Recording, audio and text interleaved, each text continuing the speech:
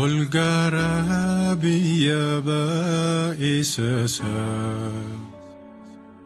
Nu amanu dana chilala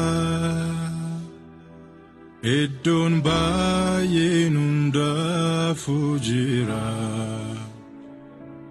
Kan goftan Jesus nuf kopese Barayar tu bode Noi achiti walargina Barayar tu bode Noi achiti walargina No amma karkara sanati Kan galata farsa farsina Fanno du'atiyo hikamne Fayyisa keenyatiin gammanna Barayar tu bode Noi achiti walargina Barayar tu bode Noi achiti walargina Kan jalatami waqa keenya Nu galata fuku bafina Jahalala satif kenna sati Lubbun keenya danun gammada Barayar tu bode Noi achiti walargina Barayar tu bode Noi achiti walargina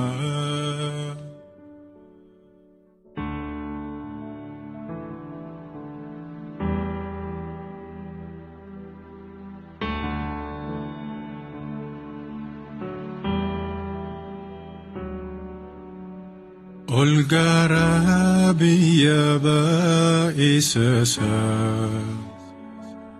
Nu amanu dana chilala Edon bayenunda fujira Kan goftan Jesus nuf kopese Barayar tu bode Noi achiti walargina Lubi keenya amala biraa nu barsiisni Ansaan biraa waan argine waan biraa Nu barsiisanii na deebine amala biraa amala dhugaa jireenya jaalalaan guute jireenya lubbuuf dhimmuudhaan guute nu barsiisan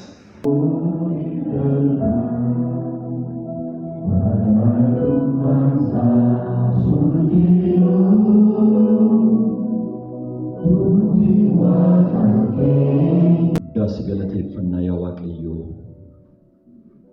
jajjabinaa afuuraa kan nuuf ta'u sagalee kee ergitee dubbii jiraataadhaan dammaqnee biyya lafaa kana keessatti wanta nutti kenname akka raawwannu yaadachiisa guddaadhaan gara keenya waan dhufteef maqaan kee haa eebbifamu.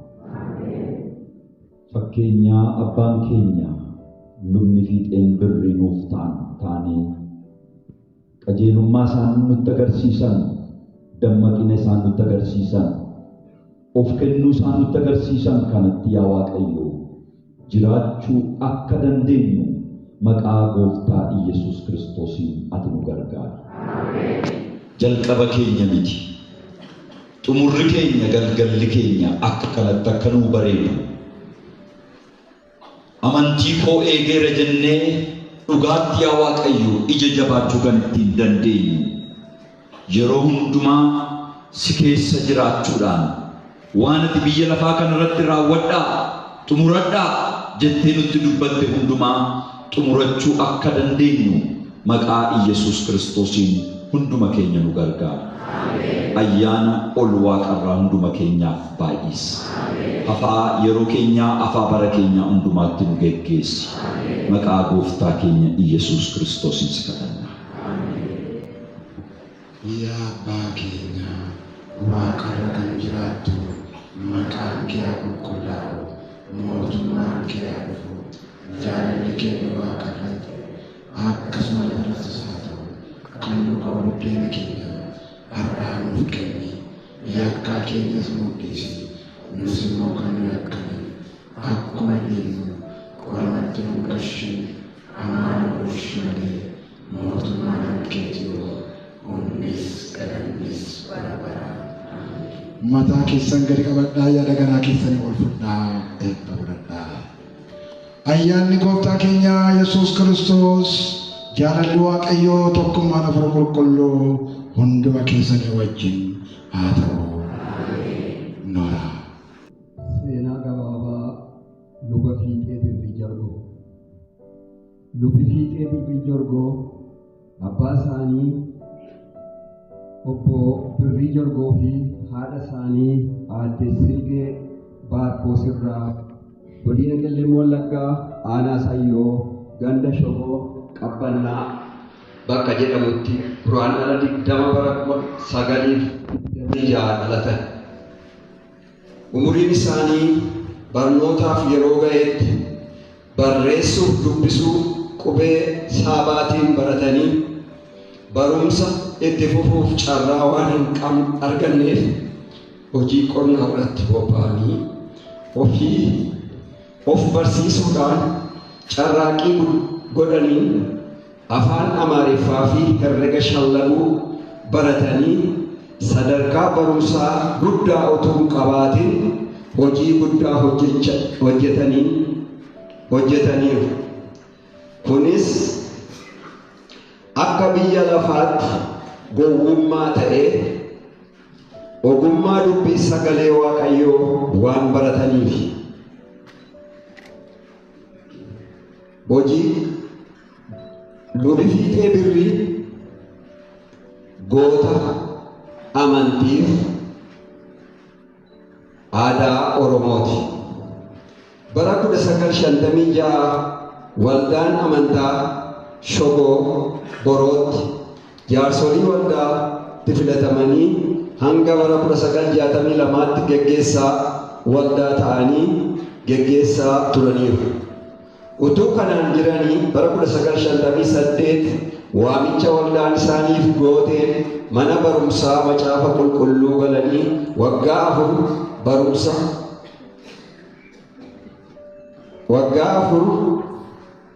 bara 1962 barumsa waggaa 4 bara 1962 xumuranii eebbifamanii ji'a muddee bara 1963 lubummaatti dibamaniiru.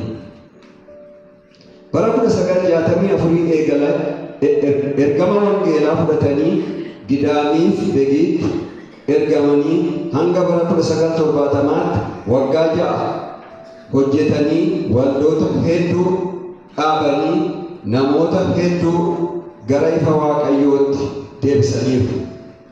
Bara 1972 barumsa muuziqaa akka barataniif filatamanii Finfinnee seeminaarii Makaana Yesuusitti ergamanii waggaa tokko leenjii gabaabaa fudhatanii eebbifamaniiru.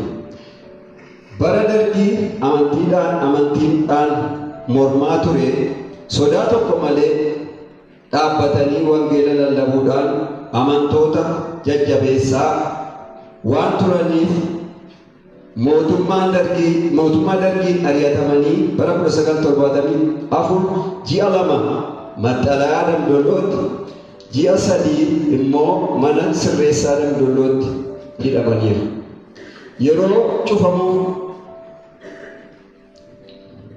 Yeroo cufamuu fi ari'atamuu waldaa keessa kadhata abbootii amantii inni mana sagadaa Beetel Dhanqaatti jalqabe.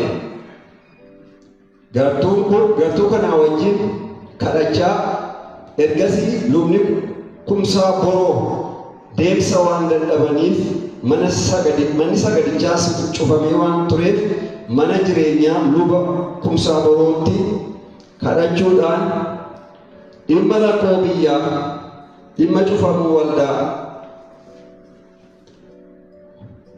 kiristiyaanaatiin beela hamaa yeroo sana biyyarra tureef utuu hin dhuffin kadhachaa hanga bara 2005tti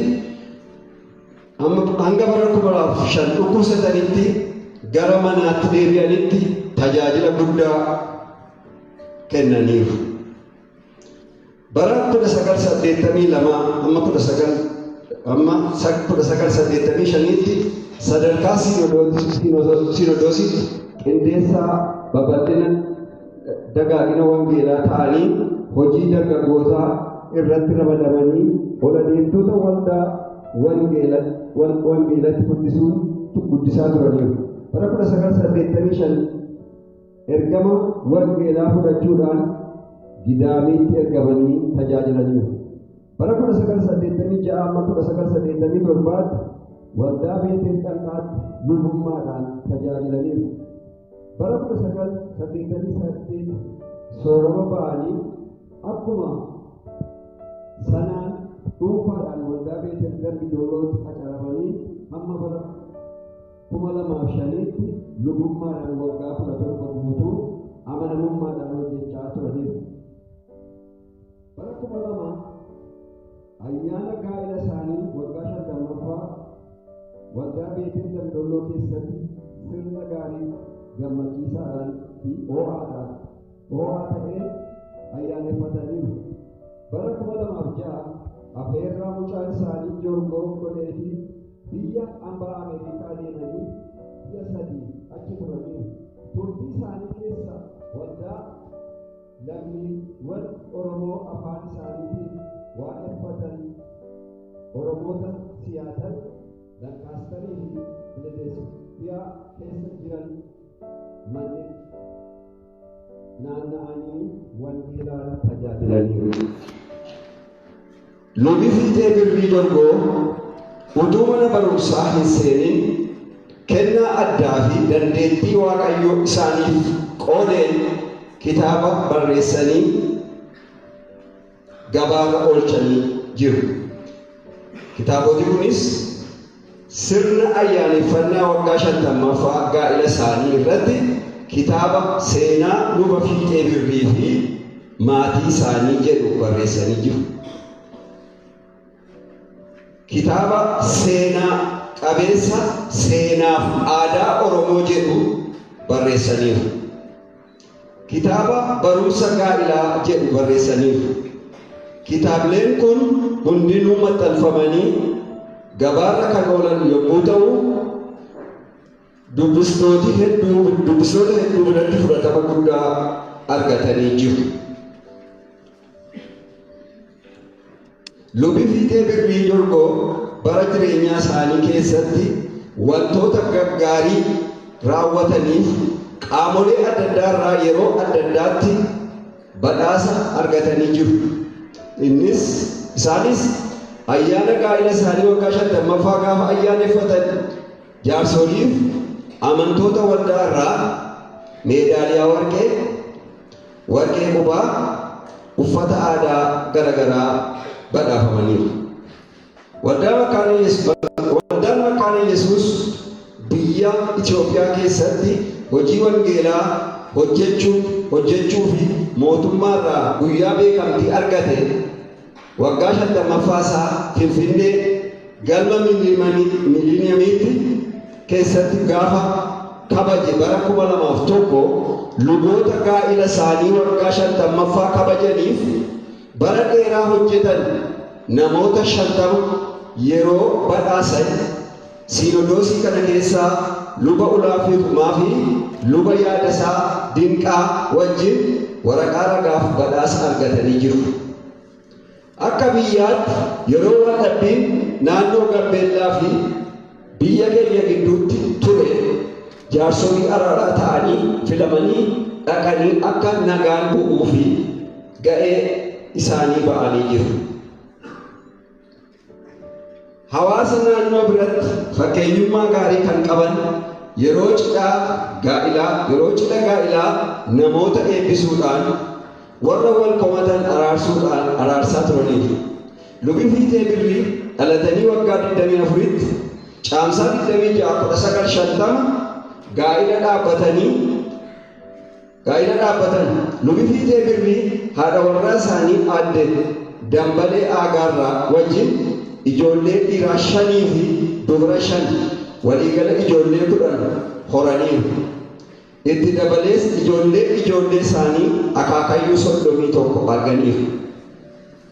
Lubi Fiitee Birrii bara jireenya isaanii keessaa hojii jal'inaa hunda kan balaaleffatan, namoota hunda biratti kan jaallatamanii fi kabaja guddaa kan qaban nama gaarii turan.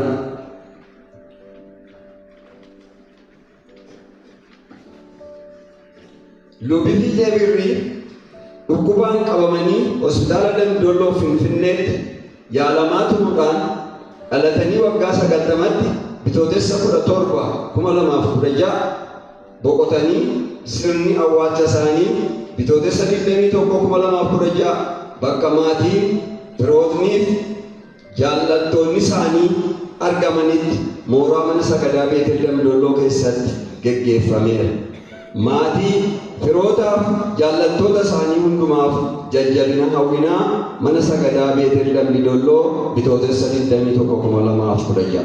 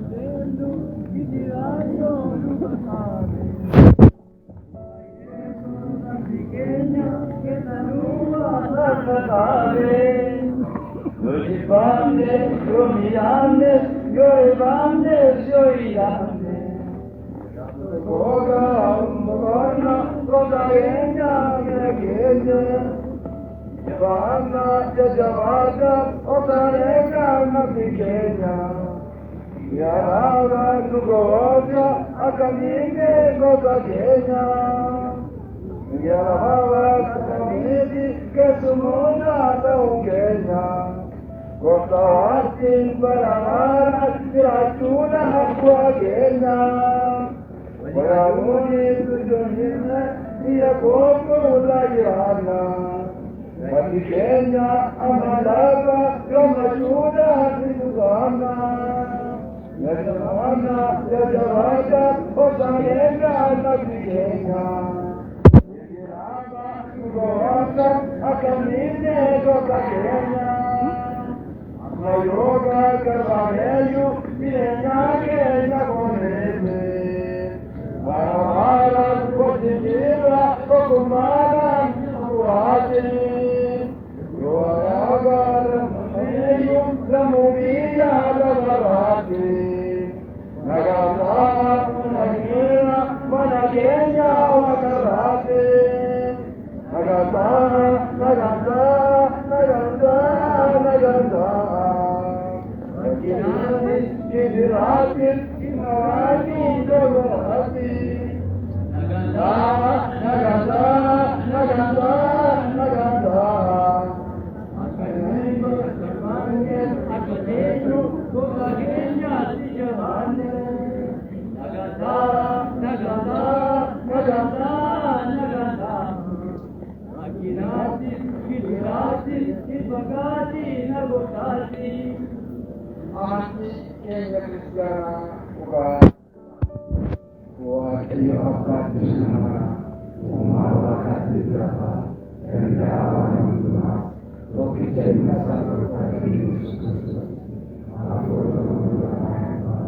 Mariam Untuk 100% Kampung Kandues Kanuwanis Buya Dapat Iswakake Karawakat Iskanukay Karamikawaki Wapadan Dawan Kumaskanay Adi Iskandiri Wakadari Program Karabula Aku Mukuluk Isnamana Rokita Kumpula Warga Kristiana Tokuma Kukuloka Eva Muchoko Tuaka Ufori Irenya Barbara Amin.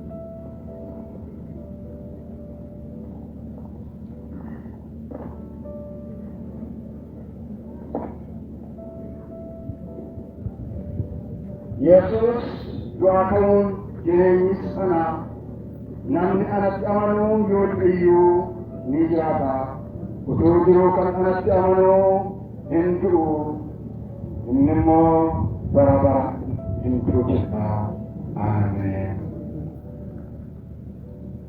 Untuk makan desu kosta ala kabesa yupu pulesa kinya kana Kalau begitu betul kalau lagi wante